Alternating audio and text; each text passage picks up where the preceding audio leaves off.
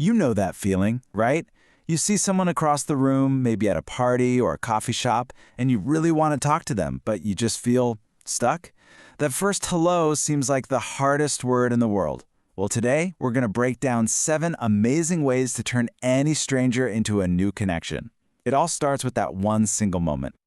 Welcome back to English from A to Z, English in real life. I'm so glad you're here. Today we are diving into some seriously practical advice on how to connect with people, and we're pulling these ideas from an incredible talk by radio presenter Malavika Vardhan. This is all about using English in the real world to build actual meaningful connections. Just let that sink in for a second. Seriously, think about it.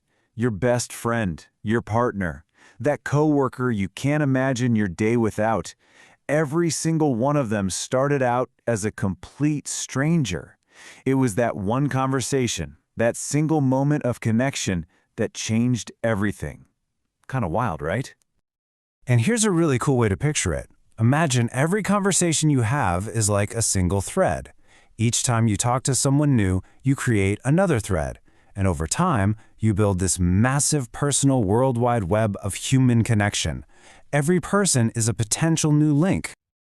Okay, so if every conversation is so important, why is saying that first word so incredibly difficult? It's this universal feeling, isn't it? You see someone, you want to talk, but something just stops you. It's the biggest barrier to building that web we just talked about.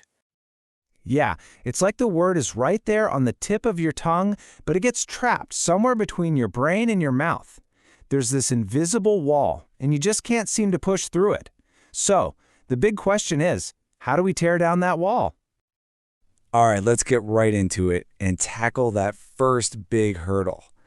The solution actually starts with a really simple but super powerful idea.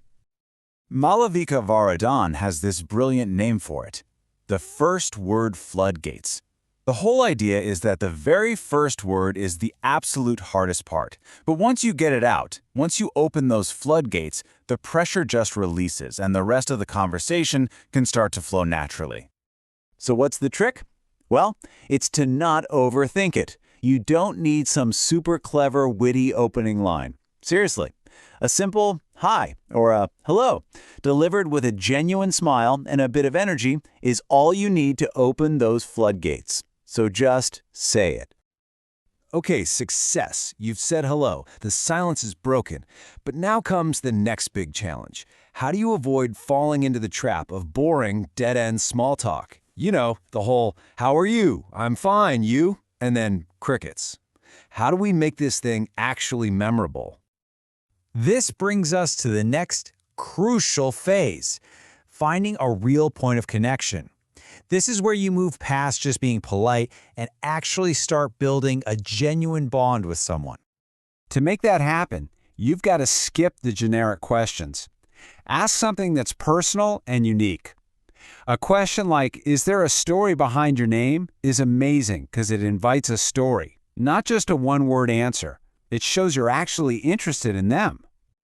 And this quote is the perfect example of how powerful that can be. Malavika asked her cab driver a simple question. Where are you from?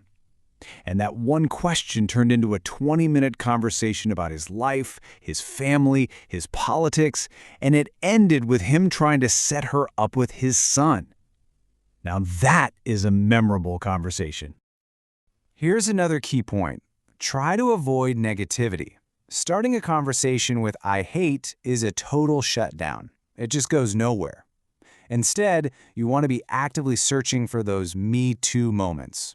Finding that one little thing you have in common immediately puts you both on the same team. Okay, this one is so fun. Vardhan talks about something called the compliment immunity meter. It's this idea that we all have one, and if someone hears, "You're beautiful," or "That's a cool shirt" 100 times, the words just lose their power. They've basically become immune to it. So how do you get past that immunity meter? You give a compliment that is totally unique and genuine. A comment like this one, I love how when you smile, your nose smiles and then your eyes smile, is so specific and observant.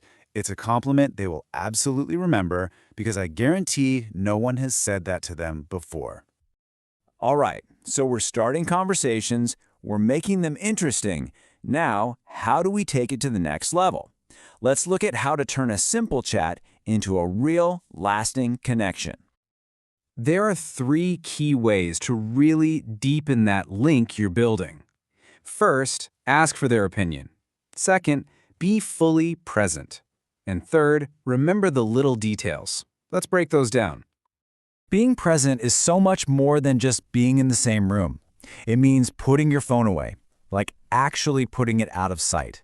And it means you listen, not just to wait for your turn to talk. And eye contact. Varadin says that's where the magic really happens. It builds an incredible amount of trust and shows you're truly engaged. And finally, remember the details. Just remembering someone's name and using it is incredibly powerful. But try to go beyond that. Remember where they're from, or the name of their dog, or that thing they mentioned they were excited about. It makes people feel so seen and valued. It shows you're invested in them as a person. Okay, this brings us to the final, really beautiful analogy that ties all of these ideas together. It's a whole new way of looking at people, not as strangers, but as something so much more. What a fantastic way to think about it. Every single person you meet, every stranger you see, is a complex, fascinating, and completely unique story just waiting to be read. In our world of social media and quick takes, it's so easy to just see people as a headline or a profile picture, an abridged version. But we're not. We are entire human stories with chapters and plot twists and complicated characters. So that leaves us with a challenge, really. If a room full of strangers is just a massive library full of amazing stories, what's our approach going to be? I'll leave you with this question to think about. Will you just stand back and read the titles, judging the books by their covers? Or will you be brave, take a chance, say hello, and actually open the book to discover the incredible story inside? The choice is all yours. Thanks for joining me.